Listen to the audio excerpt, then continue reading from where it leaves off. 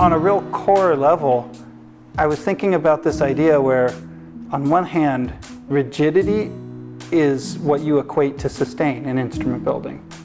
On the other hand, you have flexibility as equating to volume, because in order to produce volume, you need air movement. You need to displace that air. You need something flexible to move the air. And so, on one hand, you go, well, how is it possible that I could have a huge amount of movement in order to make volume, and in the same space or in the same place, I need stillness. I need rigidity and strength so that the string can move without absorbing all its own inertia. So how in the world could something be still and moving at the same time? And that was a real head scratcher for quite some time. I've been working on that.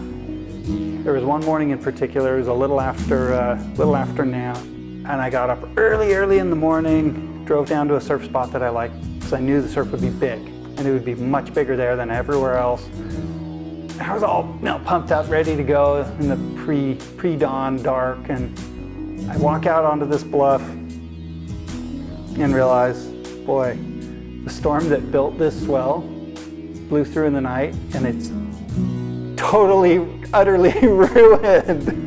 It was just a windy, trashed out mess of an ocean, just horrible. Not at all something you could ride.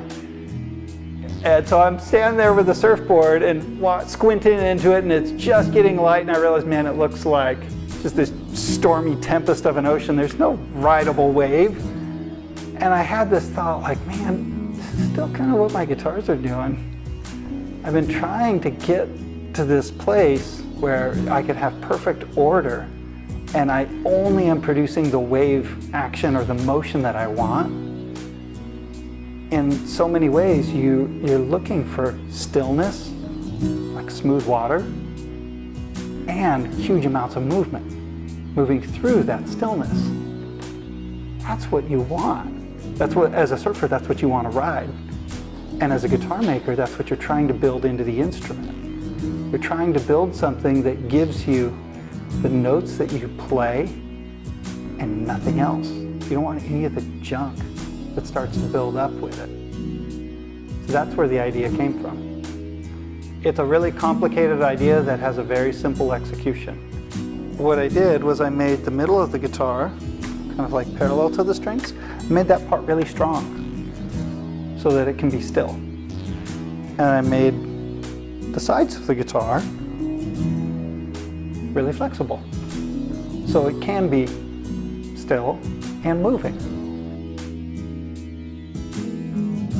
My goal, even before Bob Taylor and I partnered up, my goal was to build the very best thing that I could make. And so when I look at this, yeah, it's a significant change to the convention. But I think it's a good one to make because I think musicians could benefit from it. And so I think that's what we have the responsibility to do.